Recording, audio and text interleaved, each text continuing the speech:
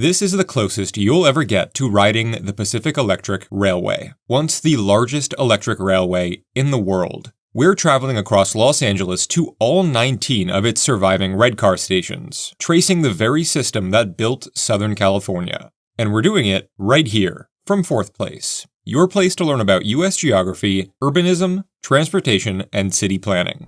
We'll start at the very heart of the Pacific Electric Empire, the subway terminal building, located in downtown Los Angeles. When it opened in 1925, this was the downtown hub for Pacific Electric's underground operations, a facility built to funnel trains directly underneath Bunker Hill and out toward Hollywood and the San Fernando Valley. Pacific Electric's network was massive, featuring over 1,000 miles of track almost entirely above ground, except for here, underneath this building. That's right, there are abandoned subway tunnels underneath Los Angeles that are still around today. The tunnels can no longer be used because the foundations for some of Los Angeles' newer buildings have literally been built into them. All of the entry points have been completely blocked off to trespassers, but I've heard there's still a ton of remnants down there. Old signage and ticket offices. There were even plans about a decade ago to turn the space into an underground public market or food hall, but those plans never panned out. At the height of Pacific Electric, the subway lines carried thousands of riders every day through the quarter-mile-long tunnel system underneath DTLA. The underground lines were the Hollywood line to Hollywood Boulevard and Laurel Canyon, the San Fernando line to Van Nuys and San Fernando, the Glendale-Burbank line to Glendale and Burbank, and the Ventura Boulevard line to Sherman Oaks and Woodland Hills. The subway terminal building can be found at 417 South Olive Street, adaptively repurposed into apartments. Those apartment units used to be corporate offices for Pacific Electric, and although I wasn't able to secure a tour, I was able to check out the lobby, which was actually stunningly impressive. I did, however, tour our next stop in full. This is the Pacific Electric Office Building, the headquarters of the railway's corporate functions, built in 1905. It predates the subway terminal building by about 2 decades, and before that newer building was built, this place was the main train station for the downtown streetcar network, and was known at the time as the Main Street Depot. So I ventured inside, through the mid-century modern elevators and up the old office floors, which today are also apartment units. There's really no way of readily knowing what and when things were renovated. I mean, the place is 120 years old, and serving an entirely different purpose than what was originally intended, so things are bound to have changed. But regardless, it's not every day that you're able to see details like this so up close and personal. I've kinda had a thing for old railway office buildings ever since I visited the Santa Fe office building in downtown Amarillo. Video on that place coming real soon. Being able to actually walk through buildings this old is such a treat, and I can only imagine what this place was like, filled with Pacific Electric employees some 100 years ago. Not only was this the headquarters, but the building was also a fully functioning train depot. Trains entered from the rear on ground-level track from San Pedro Street along 6th Street, loaded and unloaded inside the building's open-air passenger concourse, then departed onto Main Street to continue along their routes. The Main Street Depot yard was actually quite sprawling. It had to be, since at the time, this was the originating depot for all of the lines on the northern, southern, and eastern districts respectively. It was the busiest inter-urban rail terminal in the US at its peak, and by 1914, it handled an astonishing 1,626 scheduled trains every day. The building is located at 610 South Main Street in downtown Los Angeles. Rolling into our final downtown stop, we arrive at the Pacific Electric Southern Pacific Rail Yard, located at 777 South Alameda Street. The site, constructed between 1917 and 1923, was once the central nervous system of Pacific Electric's rail empire. The rail yard stretched across more than 30 acres of land and was complete with car barns, warehouses, and industrial tracks feeding into the factories and markets that fueled LA's early industrial growth. Because Pacific Electric was heavily financed and controlled by Southern Pacific, the Alameda site functioned as a joint-use hub. This was where red cars were stored, repaired, and dispatched back out to the San Bernardino, Whittier, Long Beach, and San Pedro lines, and where both Southern Pacific and Pacific Electric freight trains carried produce, goods, and raw materials between the port, the city, and the rest of the country. The massive towers making up the rail yard complex were warehouses for all of those goods, but today they've mostly been converted into offices and artist studios. The yard was a non-stop machine that kept the region moving for decades, but the decline of the streetcars in the 1960s and the restructuring of the freight rail industry shortly thereafter left the site largely redundant by the late 20th century, and it soon slipped into abandonment. Most of its tracks were torn out, car barns were gutted, if not demolished entirely, and its role as Pacific Electric's central nervous system was utterly erased from existence, with the only reminder of its railroad past forever etched into its concrete facade. Honestly, it's probably my favorite collection of ghost signs in the city today.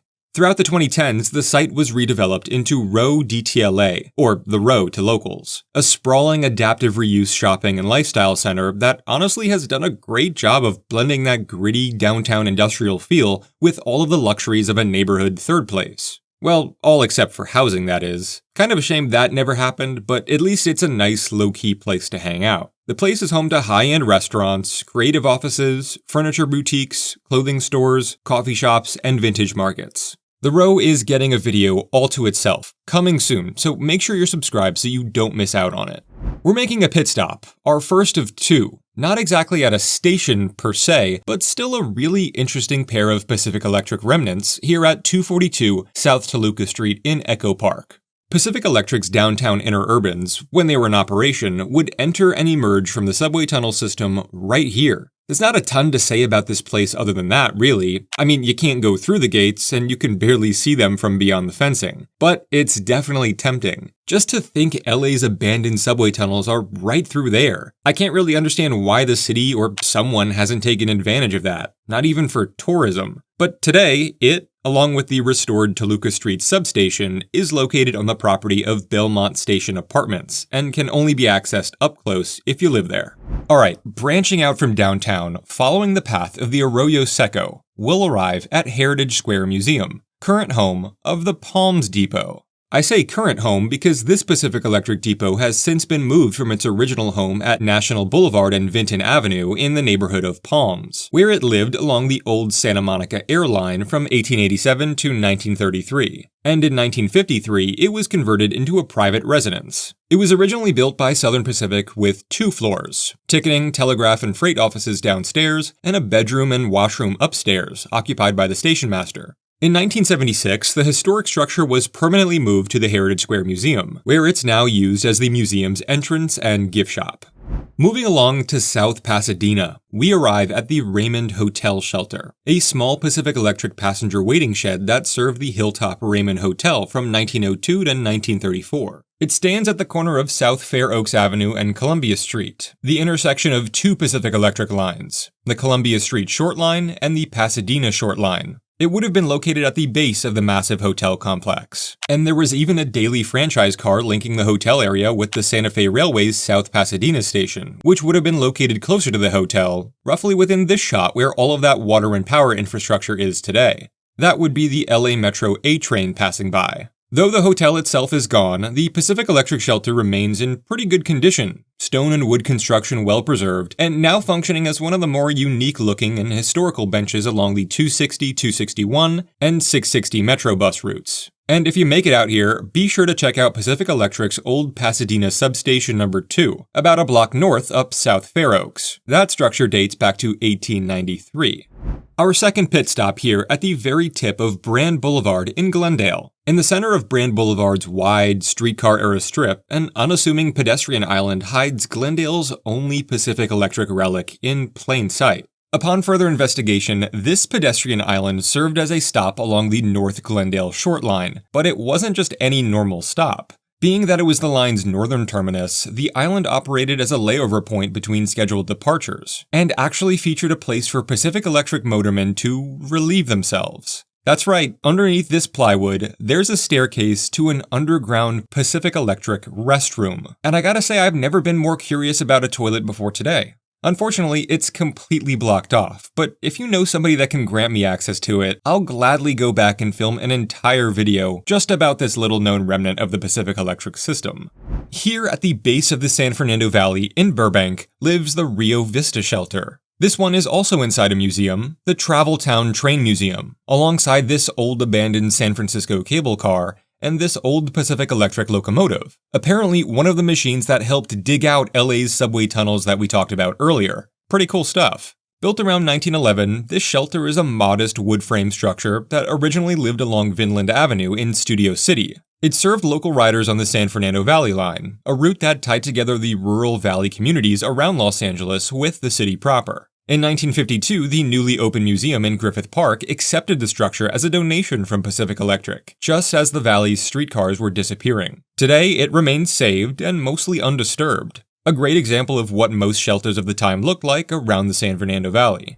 Our final stop in the valley is in North Hollywood at the Lankershim Depot, one of the oldest surviving railroad stations in LA. This railroad depot turned hipster coffee shop was originally built in 1893, initially to serve Southern Pacific's inner-city passenger trains. But in 1911, Pacific Electric brought its red cars to the depot where they would go on to operate passenger and freight service along the San Fernando Valley line until 1952. Southern Pacific kept passenger operations alive there for a bit longer, until 1993, when rail operations at Lankershim Depot ceased entirely. Rather than letting the historic depot vanish, Metro actually purchased the building, restored the weathered woodwork and Victorian detailing in the mid-2010s, and gave it a new life as a public-facing space. Since 2017, the depot has been repurposed into a groundwork coffee shop, serving commuters heading on and off Metro's B-Line subway and the G-Line busway at the adjacent North Hollywood station. Entering the Westside for the first time today, and we'll stay here for a bit too. Our first stop is the Beverly Hills Hotel Shelter, built in 1924 to serve the world-famous Beverly Hills Hotel and the surrounding affluent neighborhood. Beverly Hills isn't technically a streetcar suburb, despite being served by Pacific Electric streetcars from 1920 to 1954. Of course, the city itself had already been planned in 1906 by the Rodeo Land and Water Company as a luxury garden suburb. Obviously, you can visit this shelter today and explore it, much like the Raymond Hotel Shelter, and it too is served by Metro along the 2-bus route. Back in the day, it served as the terminus along the short-lived Coldwater Canyon shuttle line, which lasted just 4 months from August 6, 1924 to December 1, 1924. How the shelter outlasted not only the line it was built to serve, but Pacific Electric and the entire streetcar as a whole is quite something. Another relic where both the age and the color details stand out to me. The latter was chosen to match the now iconic pink palette of the Beverly Hills Hotel itself. Alright, this one is probably my favorite among the stations I found. It's the Soldiers Home streetcar shelter, located on the grounds of the West LA VA Medical Center. Built in 1893, the Victorian-style wood-frame building lived most of its life a few blocks away, near the end of the Southern Pacific and Pacific Electric Soldiers Home branch line. The nearby tracks were removed around 1920, and the building was used as a newspaper stand and then a refreshment stand for decades. When it was operational, the depot served veterans living at Soldiers Home, as well as administrative and operations staff and the general public. The building itself is a delicately descriptive wood-framed, mostly open-air pavilion featuring those signature floral Victorian details, however unkempt they may be. It's a shame to see such a beautiful remnant in shambles. I hope a museum, maybe even Heritage Square, would be able to take this thing in and restore it for people to appreciate and learn from once again. Of course, you can visit it today too, but I encourage you not to touch anything, given how delicate the structure is. Hopefully, this extremely rare surviving sample of early Westside interurban architecture continues to live on for generations. Continuing south, we'll arrive at the Santa Monica Transfer Station, one of Pacific Electric's key Westside hubs built in 1926. Its original purpose was as a bus barn for Pacific Electric, but it later served as a hub to transfer passengers from the 2 standard gauge trolley lines, the Santa Monica via Sawtell line and the Santa Monica Airline, to the narrow gauge Venice short line down to Venice. The station is located on the corner of Kinney and Nielsen in Ocean Park, my personal favorite neighborhood in Santa Monica. What's interesting is that the area still bears the scars of Pacific Electric's past, even beyond the transfer station. First, the alleyway that runs between the commercial strip and the transfer station would have been the right-of-way used by the aforementioned 3 lines, and you can still visit some remnants of the actual Pacific Electric tracks closer to Venice, peeking out above the surface parking in between Abbot Kinney Boulevard and Electric Avenue. The block in which the transfer station is contained in is made up entirely of structures from the era, like the Santa Monica General Agent's office, still beautiful, and like the transfer station, unfortunately also vacant. And then there's a Spanish Colonial Revival Parkhurst building, built for the developer Clinton Gordon Parkhurst, a prominent local realtor. That building was built a year later, in 1927, and it's now the current home of an Aviator Nation retail store. Like I said, the building is vacant today, but it is restaurant ready, so somebody ought to let the folks at the old spaghetti factory know before it's too late. Moving along to Venice, this building originally functioned as Pacific Electric's Venice station from 1905 to 1929. It's located at 77 Windward Avenue and functioned as both the Windward Hotel and the railway station, serving the Santa Monica via Sawtell line and the Venice Short Line. Windward Avenue was the heart of Old Venice, and it's one of my favorite areas in the city, architecturally speaking. So many beautiful remnants of that old City Beautiful era of Los Angeles. At its height, the Venice Short Line carried tourists from downtown to what was then Abbot Kinney's new seaside resort, Venice of America. Today, it still is a fairly vibrant tourist zone, with some of my favorite local shops and restaurants. The Venice Station building itself is home to a few small businesses tucked inside those ground floor retail units, and up top, it still operates as a hotel, or a hostel specifically. Leaving the Westside and entering South Central LA, our first stop is Watts Depot, built in 1904 and located adjacent to the 103rd Street Watts Towers light rail station along the Metro A line. At its height, Watts Depot was the beating heart of Pacific Electric's Southern Division, where the red car lines to Long Beach, El Segundo, and Santa Ana all converged. Metro actually still uses that old Long Beach line right-of-way as a part of its current A line, the longest light rail line in the country, by the way.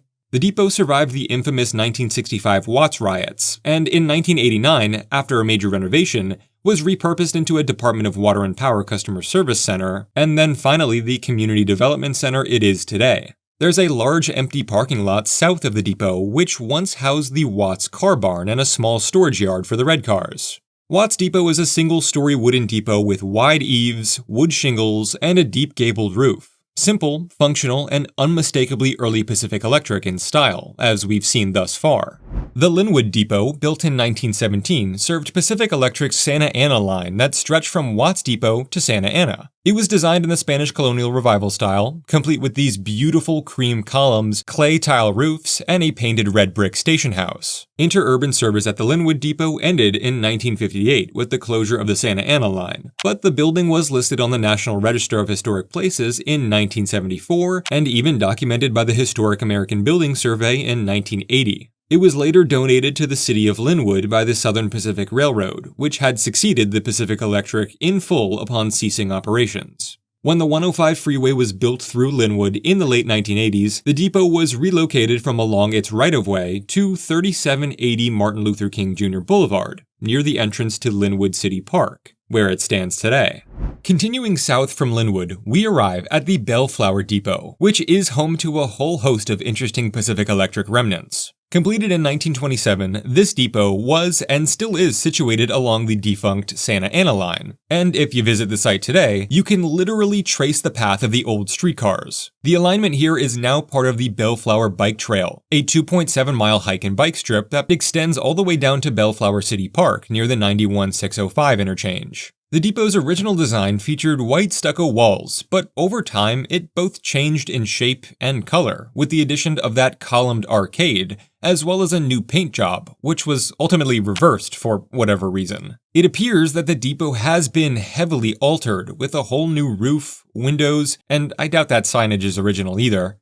The reason this station has had so much work done on it is because Metro actually has plans to include it as a stop along the future Southeast Gateway line. That light rail extension project is set to reactivate a huge portion of the former red car right-of-way, hopefully even connecting to OC streetcar somewhere around Garden Grove. The first phase of the new Metro line from Slauson Station to Pioneer Station via Bellflower is planned to be completed sometime around 2035, with the second phase from Slauson to Union Station via the Arts District targeted for completion by 2043. For Pacific Electric, Bellflower became the southeast terminus of the Santa Ana line after 1950, as service was cut back, but the depot ultimately shuttered completely when passenger service ceased in 1958. Gotta be honest here, I didn't get to spend too much time at the Torrance depot, so we'll keep this one short. In 1911, the city of Torrance agreed to donate 125 acres of land to Pacific Electric to be used as a new location for its railcar maintenance facilities. In return, Pacific Electric agreed to build a red car line to Torrance.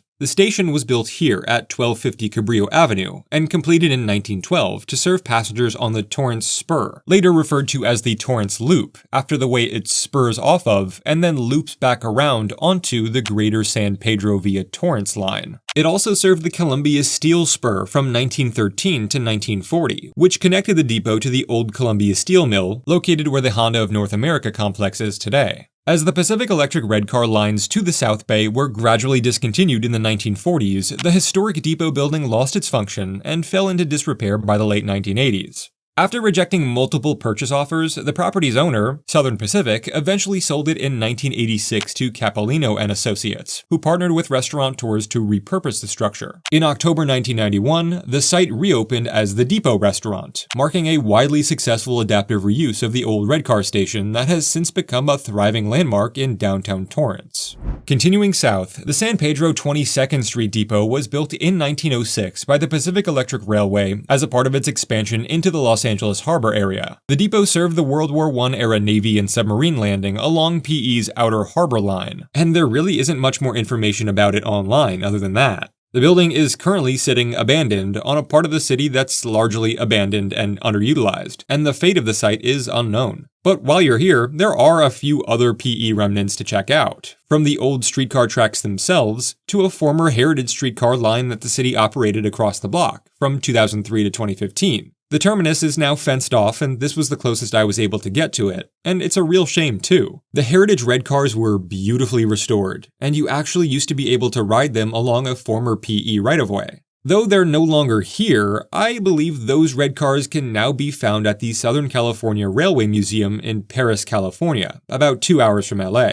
It's where I filmed these shots, and where I was actually able to ride a real former Pacific Electric Redcar around the museum grounds. I definitely recommend you check that place out, and I'll probably make a video about it sometime soon too. We have arrived at our final destination, in the city of Whittier. Barely within LA County, but it does get included here. 2 stations, 1 passenger and 1 freight. The passenger station is located at 12901 Philadelphia Street in the heart of downtown Whittier, adjacent to the Main Street commercial corridor. Built in 1902 for the Independent Order of Oddfellows, see the IOOF marking on the top of the building, it housed the aforementioned lodge upstairs until 1933, and the Pacific Electric and Southern Pacific Joint Passenger Station occupied the ground floor from 1904 to 1935. The station served Pacific Electric's Whittier line to and from Slauson. The Whittier Freight Depot, on the other hand, was built in 1890 and was originally located at the present-day site of the Whittier Marketplace, along today's Whittier Greenway Rail Trail, formerly of the Pacific Electric and Southern Pacific freight trains. It eventually moved to its current site in 2000, where it now serves as a bus transit center, community meeting space, and history museum. And that is every Pacific Electric station in Los Angeles County. But there are others, sprinkled throughout nearby Orange and San Bernardino counties, so let me know if you'd like to see a video on those or any other Pacific Electric Redcar remnants down in the comments section below. I've got another exciting Redcar video in the works, coming soon, so subscribe or you might miss it. But anyway, I'll see you next week, right here from 4th place.